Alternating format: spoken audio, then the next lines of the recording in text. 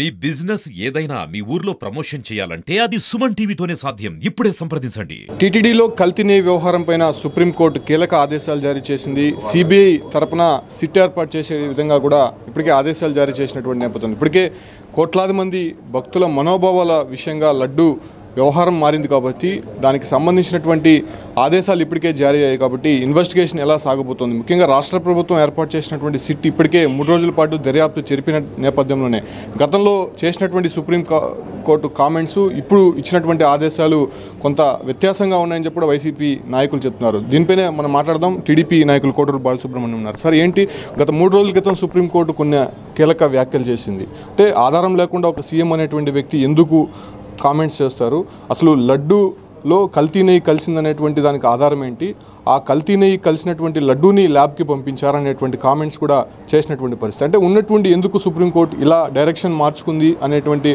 అనుమానాన్ని అయితే వైసీపీ నాయకులు వ్యక్తం చేస్తున్నారు. ఏం చెప్తారు?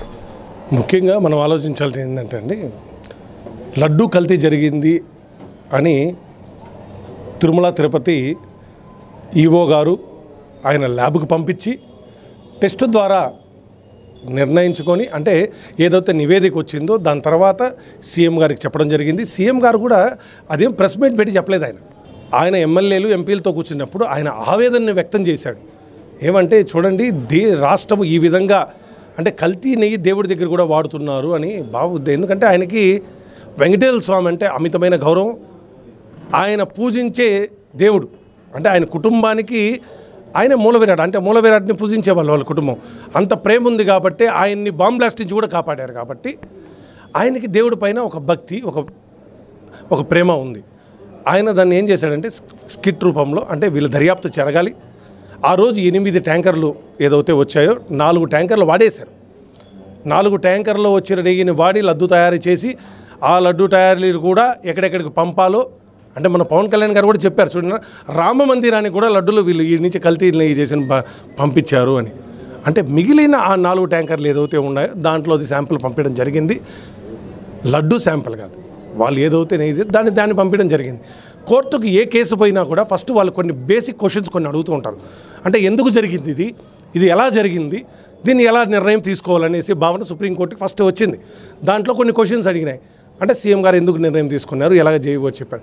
దాని తర్వాత వాళ్ళు ఈరోజు ఒక నిర్ణయం తీసుకున్నారు. ఏమని, ఒక కమిటీ వేయాలి సిబిఐ ద్వారా 2, అదేవిధంగా ఫుడ్ ఆల్టరేషన్ జరిగిందా లేదా అనేసి మరొకరు, అంటే రాష్ట్రానికి సంబంధించిన ఒకరు. ఎందుకంటే ఒక దర్యాప్తు జరిగినప్పుడు తప్పులు ఉప్పులు బయటపడతాయి.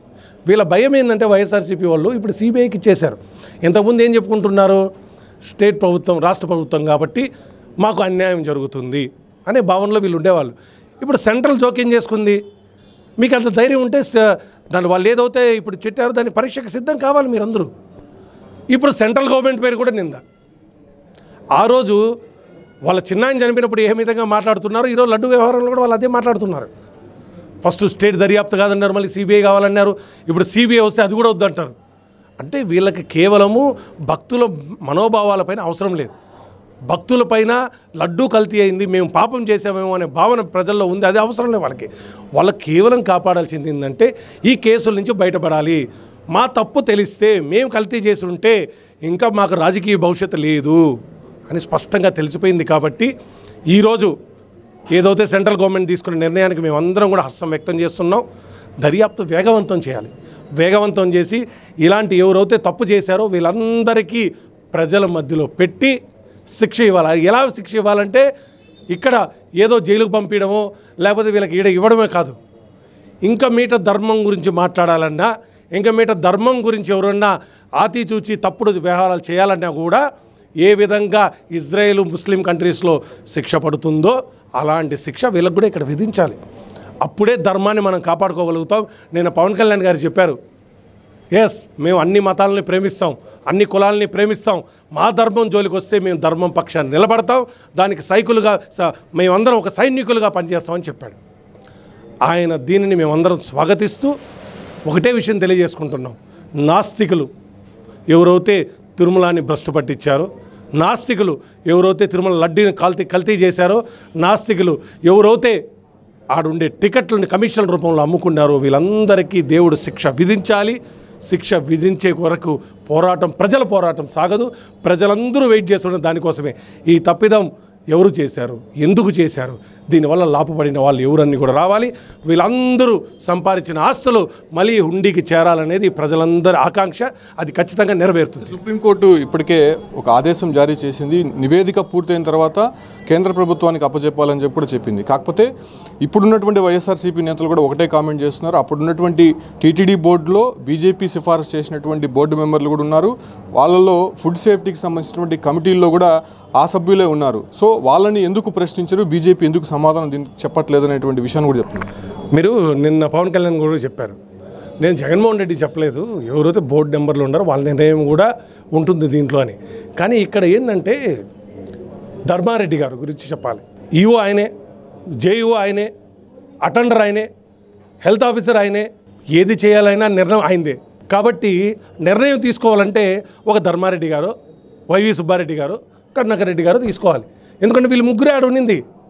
వీళ్ళ ముగ్గురిని కాదని బోర్డు మెంబర్లు ఏం చేయగలుగుతారు, ఆడ హెల్త్ ఆఫీసర్లు ఏం చేయగలుగుతారు? వీళ్ళు ఏమి చెప్పిందో అదే రాజ్యంగా నడిచింది. భయం. ఆయన చెప్పాడు కదా, ధైర్యంగా బయటకు వచ్చి మాట్లాడేదానికి కూడా స్వేచ్ఛ లేకుండా బతికాము.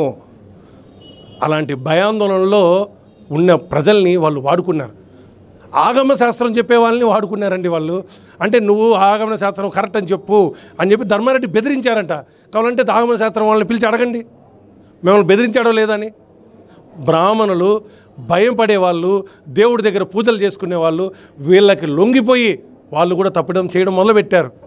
దానికే తిరుమలలో చాలామంది ఒక సేయింగ్ ఉంది, గురువారం రోజు ఆయన కళ్ళు తెరుస్తారు, వీళ్ళందరికీ శిక్ష పడుతుంది అని. ఇప్పుడు వాళ్ళు చెప్పినట్టు నేను తప్పు చేయలేదు, పక్కనోడి పైన తోసేయడం వాళ్ళకి అలవాటు, ఆనవాయితీ అది. ఇప్పుడు అందరూ కూడా ఒకటే అనుమానం వ్యక్తం చేస్తున్నారు. మీరు అన్నట్టు బోర్డు సభ్యుల్ని కానీ చైర్మన్లు కానీ అంత ప్రభావం ఉండదు.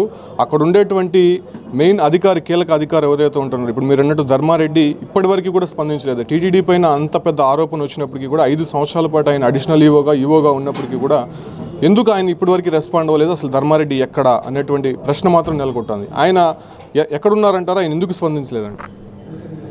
ధర్మారెడ్డి గారికి దేవుడు వేయాల్సిన శిక్ష కూడా వేసేసాడు.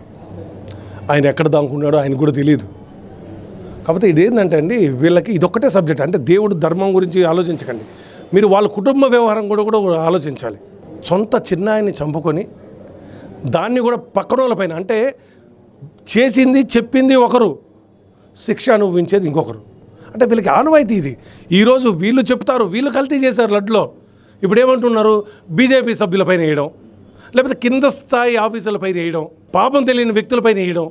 ఇది వాళ్ళకి ఇప్పటి నుంచి కాదు, ఇప్పటి నుంచో వస్తున్న వ్యవహారం కాబట్టి వాళ్ళు అలానే చేస్తూ ఉంటారు. కానీ సెంట్రల్ గవర్నమెంట్ ఒప్పుకోదు కదండి. నిర్ణయం ఎవడైతే తీసుకుంటారో, ధర్మాన్ని ఎవరైతే ఉల్లంఘించి ఉంటారో వాళ్ళకే శిక్ష పడుతుంది. వీళ్ళ ముగ్గురు దేవుడి దగ్గర నుంచి తప్పించుకోలేరు. దేవుడి దగ్గర కఠినమైన శిక్ష ఆ భగవంతుడికే తెలవాలి ఎలాంటి శిక్ష పడుతుందో. దానికోసం ప్రజలందరూ కూడా దేవుడు ఎలా వీళ్ళని శిక్షిస్తారు అని చెప్పి కూడా వేచి ఉన్నారు. ఇప్పటికే కల్తీ వ్యవహారానికి సంబంధించి సుప్రీంకోర్టు కీలకమైనటువంటి ఆదేశాలు ఇచ్చింది కాబట్టి ఆ రకమైనటువంటి దర్యాప్తు ఇప్పుడు సజావుగా జరిగేటువంటి అవకాశం ఉంటుంది. ఇప్పటివరకు వైఎస్ఆర్సీపీ చేసినటువంటి ఆరోపణలకి చెక్ పెట్టినట్టే అయిందని చెప్పుకోవచ్చు. ఎందుకంటే వాళ్ళు కోరినట్టే సిబిఐకి సంబంధించినటువంటి సభ్యులు ఈ సిట్లో ఉన్నారు కాబట్టి నిష్పక్షపాతంగా విచారణ జరిపి దీని వెనుకున్నటువంటి పాత్రధారులని, సూత్రధారులని త్వరలోనే బయట పెడతామని చెప్పి కూడా అటు టీడీపీ నేతలు వైఎస్ఆర్సీపీ నేతలకి హెచ్చరికలు జారీ చేస్తున్నారు.